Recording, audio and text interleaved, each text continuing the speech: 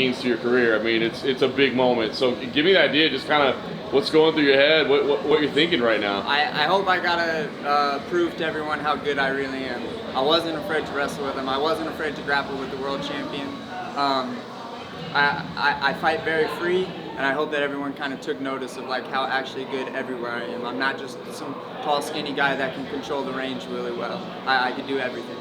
I know you have confidence in yourself and you believe it, but I mean, going on and putting on a performance like that against a proven guy, I mean, did you know 100%, like I can absolutely do this, or did even you kind of coming in going, I mean, I think I'm this good, but I've seen this dude do this for a decade now? It's nice to live in your delusion, and sometimes maybe it's better to live in your delusion for a little bit until maybe it gets proven right. But no, I'm never sure about myself. I live in the real world. I have a very honest opinion about fighters and assessments about fighters and where I am, and assessments about myself and what I'm good at and what I'm not good at. So.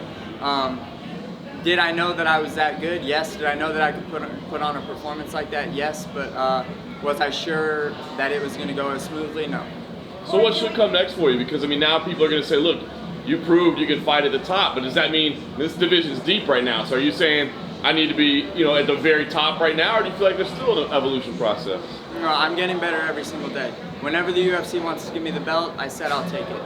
I know that we're living in the age of money fights and whatever it may be, however they're matchmaking. Whenever the UFC wants to give me the belt, I'll be able to take it. I think that everyone else in the bantamweight division is bringing the same thing every single fight. I'm someone that's different. I think Cejudo is very, very good, and I don't think anyone else in the bantamweight division is going to be able to beat him except for myself.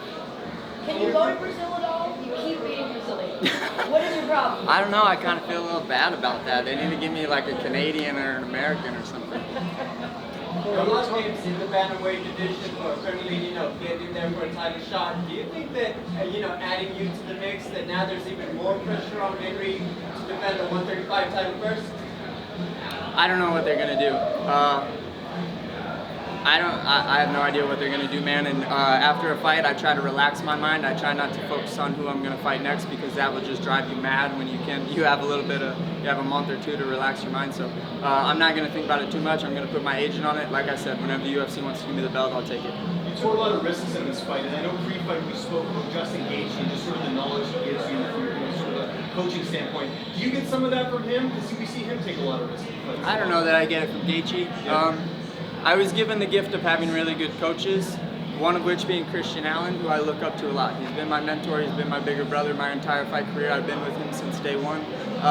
And we believe in this philosophy of fighting free. I've had fights where I haven't been happy afterwards, even if I've gone and dominated, because I wasn't being myself.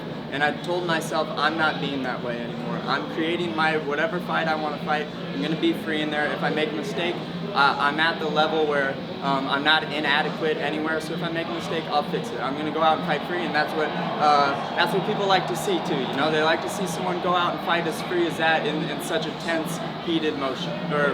Anything about his sense surprised you in the fight at all? Yeah, he was really hard to hit.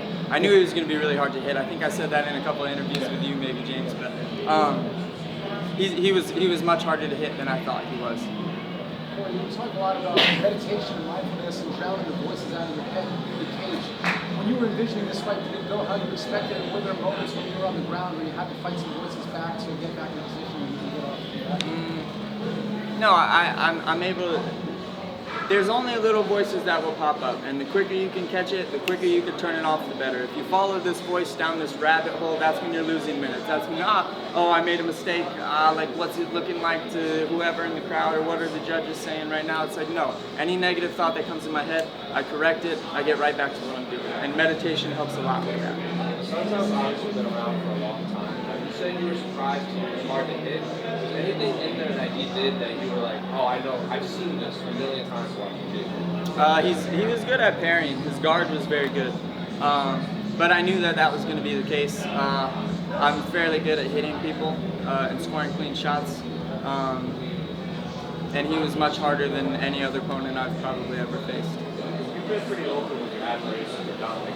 And I don't know if pressure is the word, but is it ever in the back of your mind that you're fighting in front of him while he's commentating your fights? No, I have no thought in the fight. But at the same time, there is this level of where I'll maybe if I'm driving in my car to practice, and that'll bump into my mind, where it's like, oh man, like when I was 17 and I was watching this guy on TV, that was really cool for me. That's where I developed my style from. That was kind of my point A.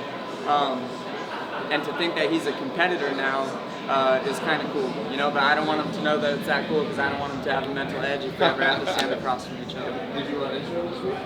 Huh? Did you run into him this week? No, I haven't seen him yet.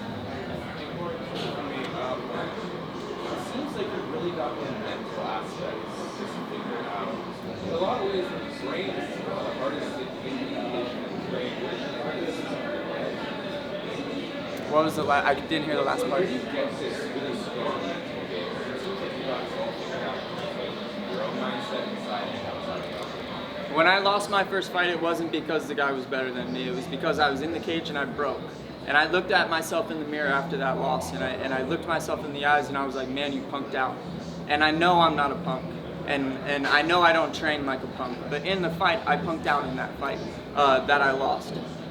And I didn't want to ever feel that way again. And I knew that it was something inside of me that was that. And it wasn't me because I knew that I was putting in the work. I knew that I wanted it. So I was like, man, well, what is that? And I figured out what that is, and I've killed it off, and now I'm able to perform. But I also have been seeing a sports coach for about 3 years now, and that helps a lot also. Lastly for me, you built this reputation as an all-action fighter, and you told me that you weren't expecting an exciting fight with the Sunstyle, but I actually thought there were a lot of really great exchanges. Were you surprised by how much action? No, I heard a couple of people booing, and I was like, man, I think that we're being kind of active. I don't know what these people are booing for, but he was hard to hit, and I knew that. And fans just want to see people get their teeth knocked out and like noses get busted up like Perry's, you know. That's what they want to see. That's not what I bring to the table. I bring something where I'm an MMA fans fighter, you know. You got to kind of know what's going on in order to appreciate it, I think. So it's not going to be for everyone.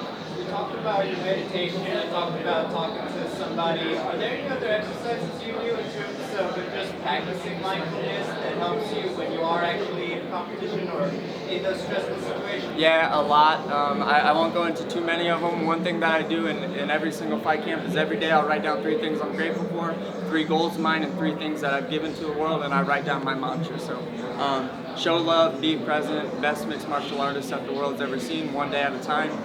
Belt in 2020, and I'm worthy of it. How are you celebrating today? I don't know, it's up to me and the fellas. Thank